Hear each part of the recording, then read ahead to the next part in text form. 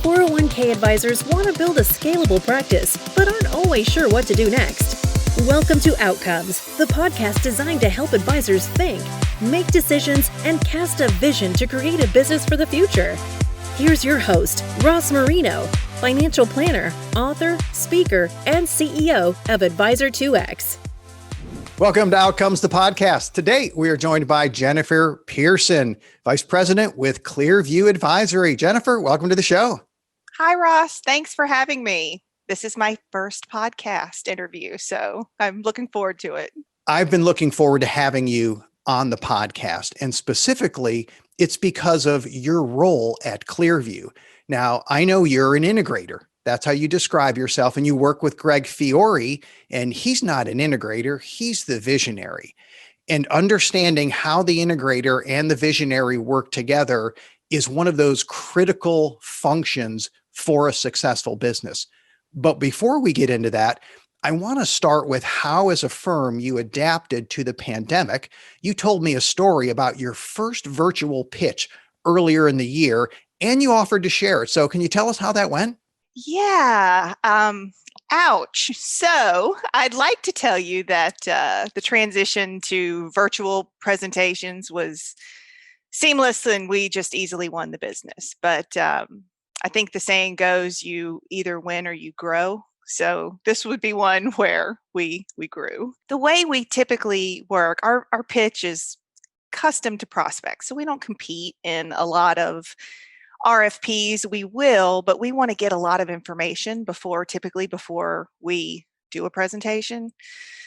So when we do the presentation, it's very custom to the group, and without, obviously we're trying to get hired, so we're poking holes in the process, and without the niceties of the traditional in-person meetings, this initially cameras on, diving in, here are all the things that you need to fix, did not go over well, right? No one on a committee who's volunteered their time and taken the liability to be a fiduciary to the plan wants to show up in a pandemic and hear all of the other things that are going wrong that they need to fix. So that was a really valuable lesson to us. Not that obviously we need to fix those things. We want to get hired and we want to fix those things, but to just change our approach so that we're starting with what they've done well. So we're not launching into that. And then the other part of it is arriving early. Those conversations when you get to the office and everyone's gathering in the boardroom and you're having those conversations, they're so important. And without that, I think you really miss something. And so moving to the virtual presentation, the other thing that happens is, we want to make sure our technology is working correctly. So we join a few minutes early, but joining a few minutes early and letting them know that you're going to be joining a few minutes early. So if you have a few minutes on the front end, feel free to pop on and we can chat before we launch into the presentation. I think that has, in our experience, helped respect their time and allowed for a little bit of that just friendly banter that we're missing on screens. That was the question I wanted to ask, and you went right there. If you're going to get them on early, now you have that time to chit chat a little bit, but you now have to tell them to get on early. And testing technology sounds good, but have people been resistant to joining their 10 o'clock meeting at 9:50? How have people reacted to that? So, this is still a bit of an art. Like, we're still playing with it. I can't say that we've got it nailed down completely. There are always going to be, and I think especially in this environment, people who are joining at the last minute because their whole day is back-to-back meetings, and that's just the way it is. So we've gone back and forth of, do we change the calendar invitation to, have the meeting start at 9:55 instead of 10 o'clock? And we haven't done that yet. It's something we're considering doing. So now it's just more of a letting them know, hey, we're going to be coming on early. We want to make sure technology is working, and we'd love to catch up with you for a few minutes before we launch into the presentation if you have time. So it's just giving them right now, just giving them the option to do it, but we're not adjusting the actual time of the meeting. Have you talked about, as a firm, once face-to-face meetings are more prevalent, vaccines are distributed, people feel safer meeting face-to-face? Have you talked about how you're going to blend video with face-to-face? We talk about it a lot because I think we're all just wondering how much of this is going to stick and how much of this is going to go back to what we consider normal. I don't know. I have a hard time believing that, especially in establishing a relationship when we're working with prospects. I have a hard time believing that we're going to have a ton of success, as much success doing that virtually as in person. But ongoing relationships, existing relationships, we had, even before this, we had seen the shift of starting to do 1 or 2 virtual meetings a year with our existing clients, and then meeting with them once or twice a year in person. How about on the organizational level? I know you've installed Teams and you started using that for meetings. How's that worked out as a company? Teams has been a game changer for us. It really has. We were using several things before. So we were using Slack to do our instant messaging. Of course, there's still email, and then our shared files, and having Teams just bring all of that together has saved us all a lot of time. And now we just live in Teams. We live in Teams for communicating back and forth, and our team meets via video too. So it's not and I've heard on your podcast, talking with others too, I think this is pretty common. Video is not really optional. It's really just nice to see each other. And, we've gotten used to seeing each other on the way to or coming home from the gym sometimes, but it's just nice to see each other when we're having a conversation. Yeah, isolation definitely drags on everybody. So I know, as an organization, you've mentioned the word game changer on a few different decisions that you've made strategically, and then you've executed them. And one of the first ones you mentioned was the book Traction, which just ended up on my bookshelf as I went through it. We're about to establish OKRs for our organization, but you've been using Traction and the system for a few years. Can you share about that? Absolutely. I will say what a gift it has been, especially this year. So Traction, the first thing that we did when we adopted Traction is go from having annual goals. We'd always set annual goals. This is what we want to do in the next year. Let me interrupt for everybody. It's by Gino Wickman. The book is called Traction, and the system is Entrepreneurial Operating System. So we're referring to the book Traction by Gino Wickman. He also wrote Rocket Fuel, and he has a system. So I should have set that up. Go on. Oh, yes. It is. And we learned about it from another advisor and read the book. And I am a perpetual student and love process and organization. And so I was all in. But what it took our annual goal setting and broke it into quarters. So what happened to us, and I think what happens to a lot of organizations, is you have your annual goals. Here are all the things that you want to do over the course of the year. And then the year happens and all of these other things seep in and take priority. And yes, we would hit our goals, but then we were randomly busied with all of these other things that came into play as well. And so Traction breaks everything down into quarterly rocks. So instead of thinking in terms of the whole year, it is, what are we going to do this quarter? And it can't be a list of 25 things. It's like 3 to 5 things. What are you going to accomplish this quarter? And it's all hands on deck. Everybody on the team has a part of it. If nothing else gets done, these are the things that we're going to do this quarter. And it was remarkable, because then when the other things seep in, they're great ideas. Yes, they probably are things we need to do.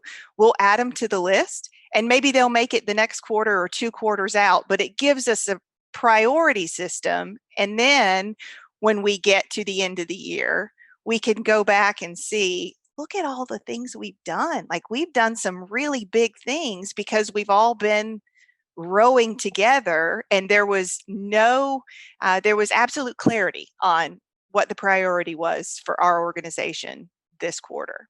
So we do it at a firm level, and then we also do it at an individual level. So each person has their quarterly rocks. And man, if you want to get something done, you just let everybody know what everybody else's rocks are. And it changes it when your goals are no longer private.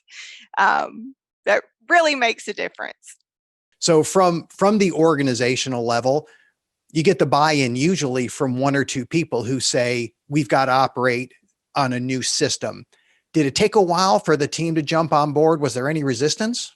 We have a lot of ideas flying around in our organization. So there probably was some resistance, because, a small growing business, if it's going well, you are throwing a lot of stuff against the wall to see what sticks. You just are.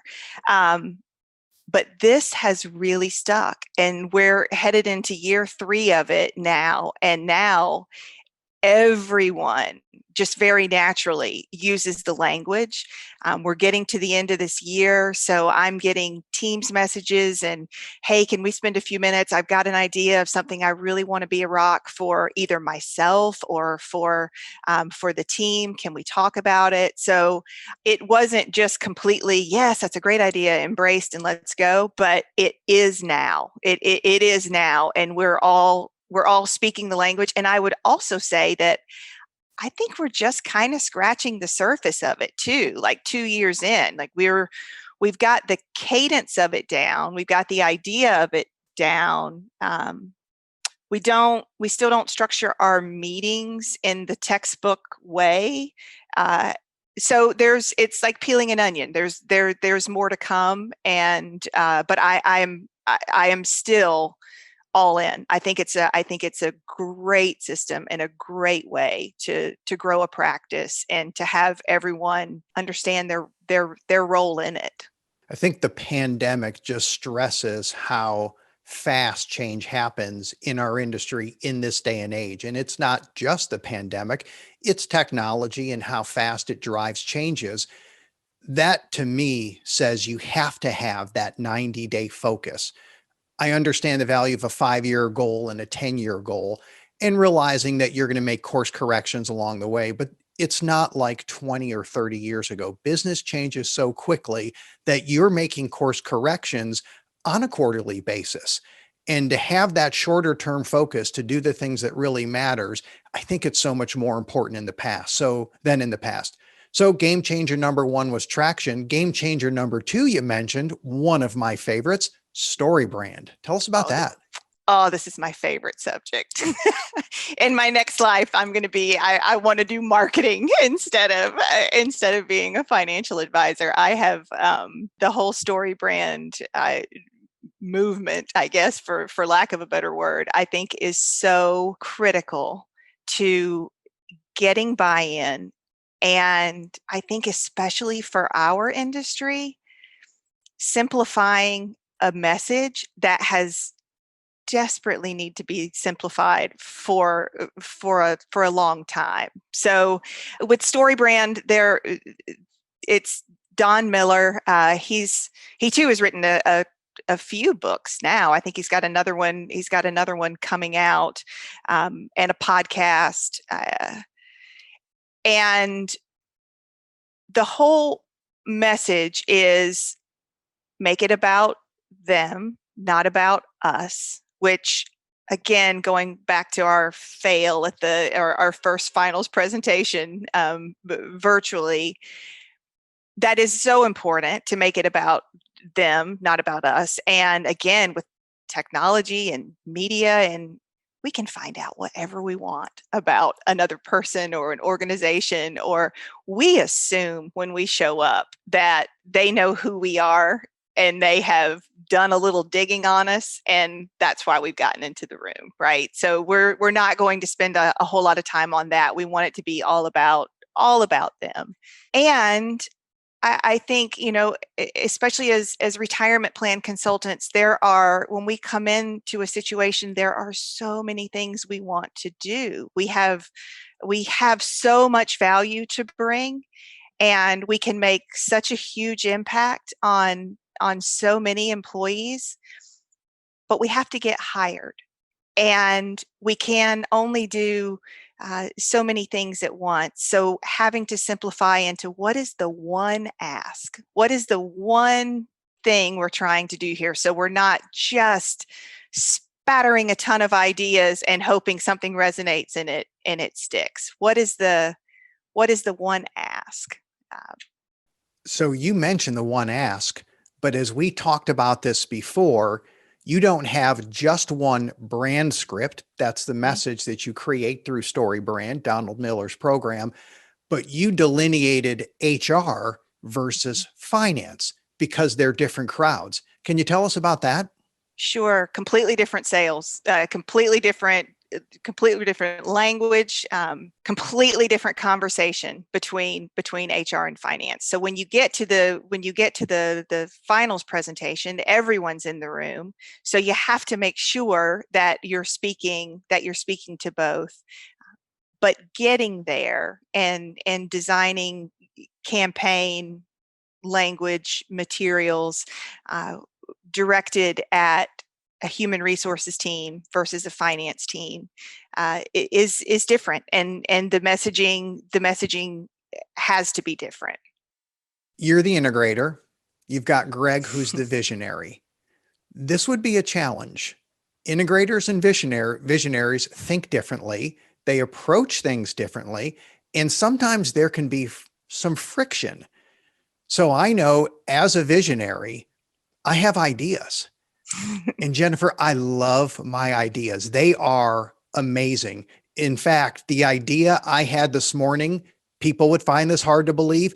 I think it's more incredible than the idea I had yesterday morning.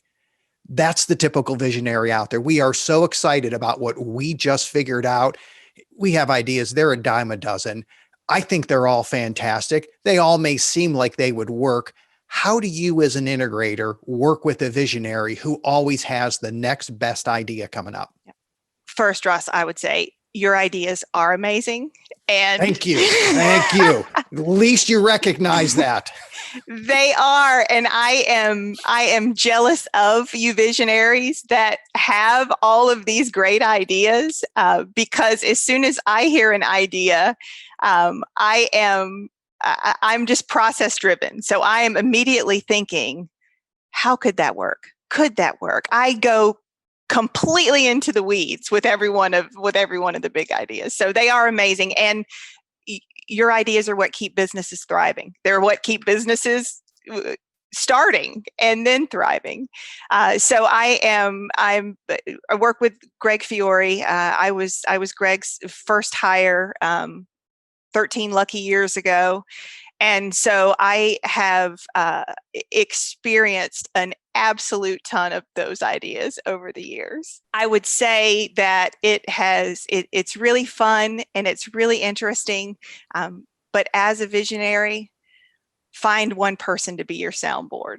So one of the things that we've learned as the team has grown, and there are 15 of us now, and I think this is true with everybody, when any of us has a really good idea, our tendency is to share it. Of course, we want everyone to hear. We want everyone to hear what our great ideas are. And as an integrator, you're having ideas all the time.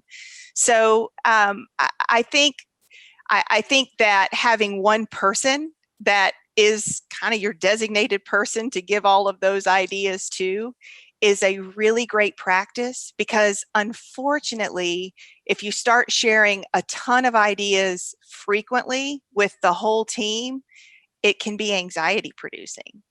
and we start to wonder, what direction are we going in? Is this really happening, or is this something we're just talking about? Where are we in the development of this idea and implementation? So I would just say, have one person and let that person know that that they're your soundboard. I have experienced sharing too many ideas with too many people and watching that anxiety. So I have created that problem. I can completely affirm what you're saying because I've done that. And I was fortunate to have my soundboard come to me, been with me 20 plus years, and say, okay, just stop.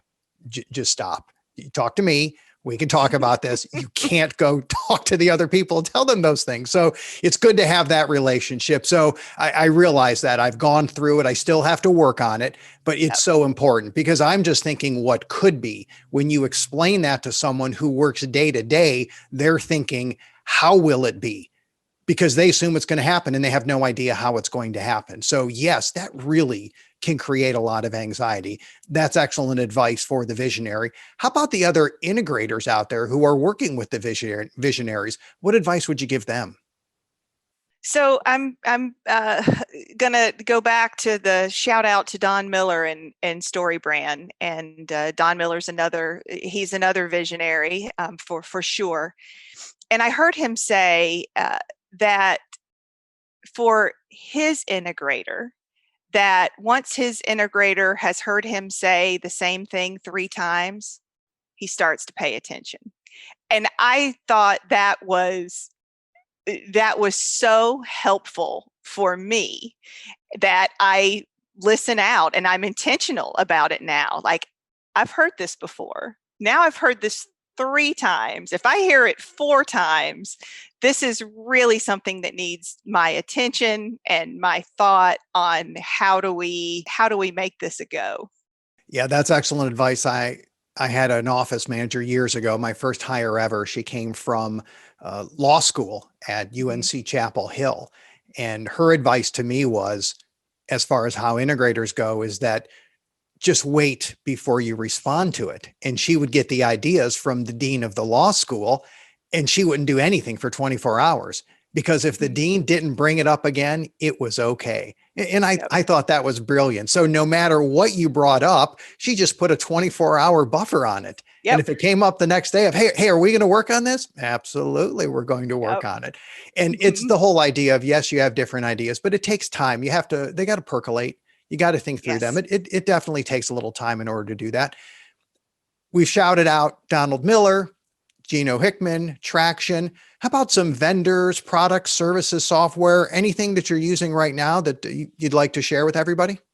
I still think that relationship managers just don't get enough credit at the record keeper, and their caseloads are growing, as we all see the cost shrinking, and so there are a ton of great relationship managers. If you partner with one on some of your plans, it can really enhance the whole relationship. So we've always been of the mindset, and most of our team came, and myself included, came from the record keeping background, not from the investment side. So we get the value of the record keeper. We always, want them to have a seat at the table, want them to have part of the presentation. We share that relationship with them very, very much. So I would say record keepers in general, the relationship management function is so key to great relationships. For us specifically and our team, there are a couple people at Fidelity, Taylor Melton, who kind of oversees our whole book of business with Fidelity, and Joe Grab have made working with big Fidelity feel like we're really on top of it. So I would definitely want to mention the 2 of them, and Paul LeMay at JP Morgan would be another one of these just absolutely rock star rock star relationship managers. And especially during this season, any of them that are in our lives, being sure to not forget them, because they make relationships extra special and extra sticky with our clients. Final question, the magic wand. Lot going on in the world out there, other than related to the pandemic. If there's one thing you could change in the world by waving a magic wand, what would you change, Jennifer? I wish you could hand me that magic wand virtually. There are obviously a lot of things, but I would say right now, if I could just sprinkle some grace over everyone, that's what I would use it for. This year has just been tough. Even if it hasn't been tough financially, which it has been tough financially for so many people. It's felt isolating. It's been scary. There's so much unknown. Our kids are out of school, and each person's experience is so different. I still think this election year, I think we just have a long way to go in listening to each other and trying to find some understanding. Social media is great. It gives us a platform to, give our opinion, but it really needs to be more of a conversation. And I would say, to that end, and speaking about grace, and even specific to our industry, this is applicable. I still think that a ton of our education assumes that someone makes good financial decisions all the time from a very young age, and then they hopefully can meet their goals. And we all know that life happens. And so showing that example, and then but if you wait, scenario can give a terrible message sometimes. So we all know that life happens. And so I think we just need, again, that grace, and start giving some more examples of just meeting people where they are. Well said. Thank you so much for being on the show, Jennifer. Thank you. Thanks for having me. Thank you for listening to Outcomes. Subscribe now to be notified when new episodes become available. The information covered and posted represents the views and opinions of the guest and does not necessarily represent the views or opinions of Advisor 2X. The content has been made available for informational and educational purposes only. The content is not intended to be a substitute for professional investing advice. Always seek the advice of your financial advisor or other qualified financial service providers with any questions you may have regarding your investment planning.